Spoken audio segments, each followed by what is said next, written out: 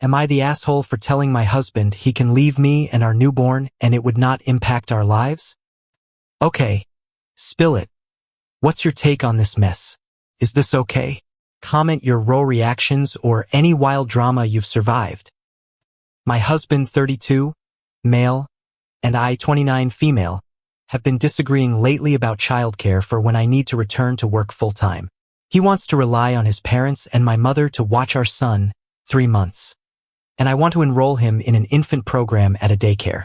I do not want his parents to watch our son for many reasons, but the biggest is that his parents are not capable of watching a newborn for 9 hours, and they refuse to follow the updated safety guidelines for the prevention of sudden infant death syndrome. Every time I tell them updated information different from how they did it 30 years ago, I get comments like, "My children would be dead 100 times over nowadays with what I did." Or, "You are letting these guidelines drive you crazy," because I do not want my son to suffocate due to a blanket or bumpers being in or on his bassinet. To put it in perspective, my in-laws have issues with their other daughter-in-law as well due to how they treat people around them. I could go on about the issues my in-laws and I have had in the past, but I do not want this post to be too long. Let us just say his parents purposely cross boundaries at the expense of others to get what they want. Anyway, the argument between my husband and me got very heated the other night as I was preparing my son's bath on the kitchen counter. As I finished filling it with water, my husband was so upset with our disagreement that he took the bath and flipped it over, resulting in water being all over our kitchen and dining room hardwood floors and table. I told him to get the hell out of the house and to not come near me or our son. I was baby wearing him at the time. He kept trying to come near me to the point that I left through the back door with my son and tried to get in my car to drive away. But my husband stood behind my car so I could not leave. So, I just walked away from the house instead so I could feel safe with our son. Eventually, I needed to come back to feed our son a bottle.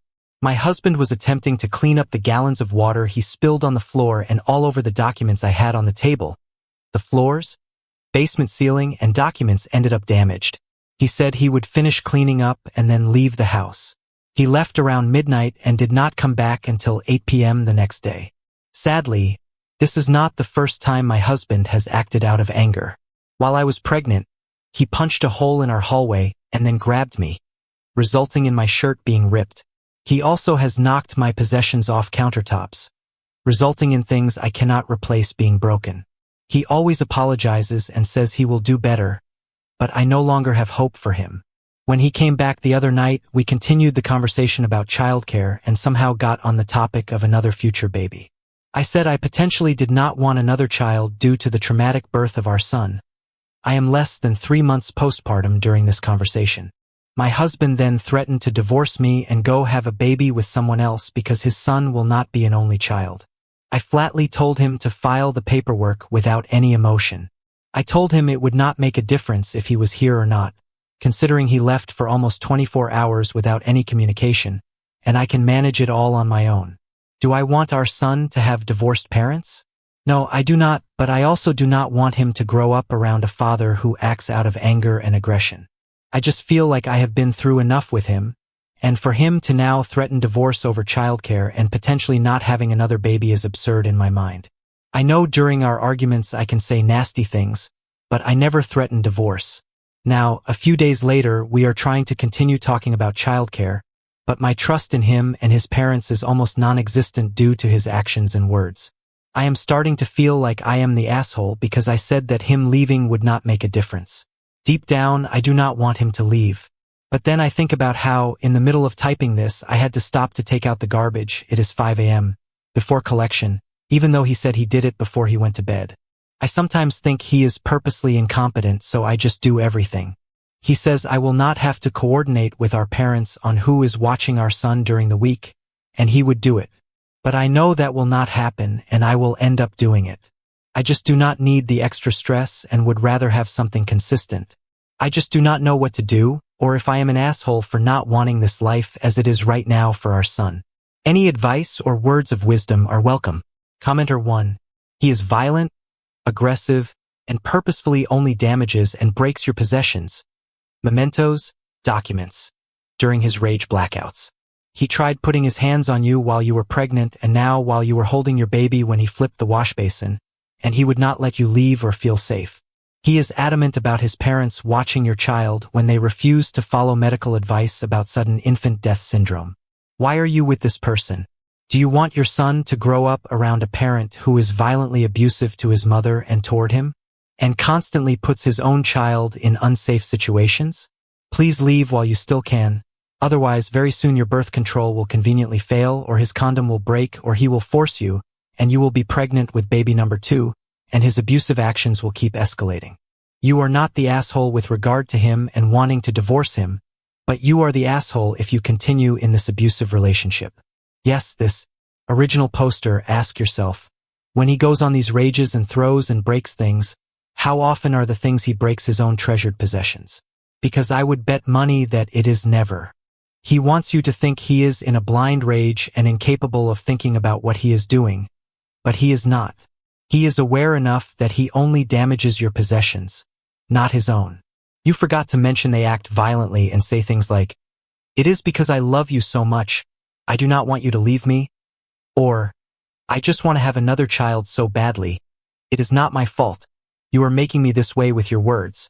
He is a control freak who lashes out when his illusion of control breaks loose. Someone who loves you will never, and I mean never, yell at you, break things, punch holes in walls, stop you from going somewhere, or prevent you from seeing someone. They will never guilt trip you into doing something they want. That is not what love looks like, and the most important thing is for you and your baby to get out of there, as I am sure this trauma is starting to imprint on your brain, causing long-term damage already. I would not say never to yelling. Even healthy couples have yelling arguments. But that is very different from a one-sided yelling at, which is abusive.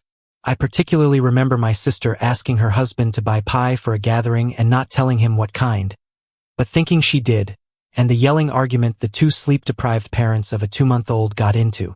Such yelling is something to be avoided, but it is not abusive. I do not know how to word what healthy, or at least not abusive, yelling is and what abusive yelling is. I do not want to say it is not abusive when both sides are yelling because it is really common for abuse victims to yell back.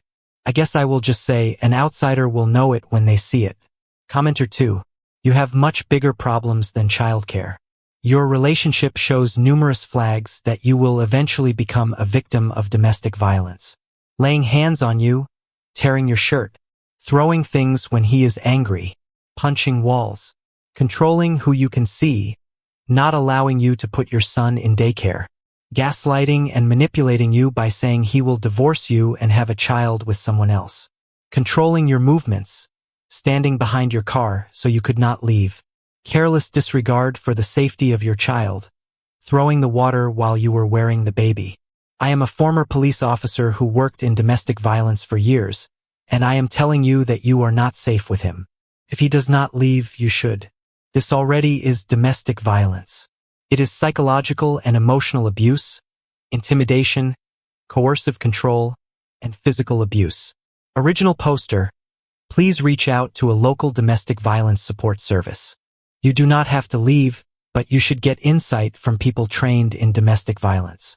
You cannot see the forest for the trees, and that is part of the dynamics of abuse. It is a symptom of it. The support services can help you make sense of what is happening to you and help you see that none of it is your fault. If he was not abusive, you would not be being abused. It is that simple. Everything you have described suggests that leaving would drastically increase the risk of you and/or your child coming to significant, possibly lethal harm at his hands.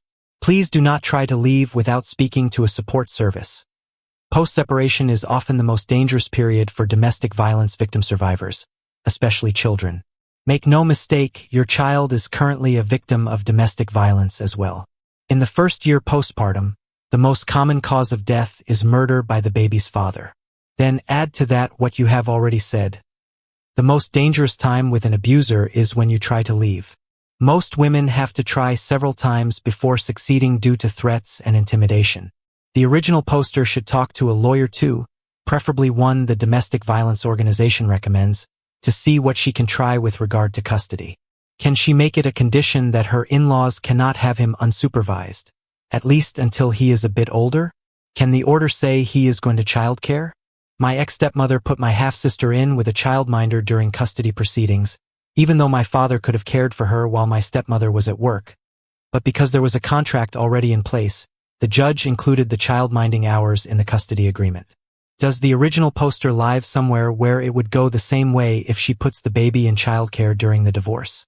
Even if she does not go ahead with it, it is good to know her rights and options, and the original poster should be hiding money in an account he cannot access or does not know about as soon as possible. Homicide is also the leading cause of death for pregnant women. This asshole is already incredibly abusive and is absolutely escalating. I made a guide of what steps to take in these situations, as I am a victim's advocate and domestic violence survivor. Happy to share original poster if you want to send me a message. Commenter 3. Your husband is abusive. He is aggressive and sounds like he is gearing up to escalate.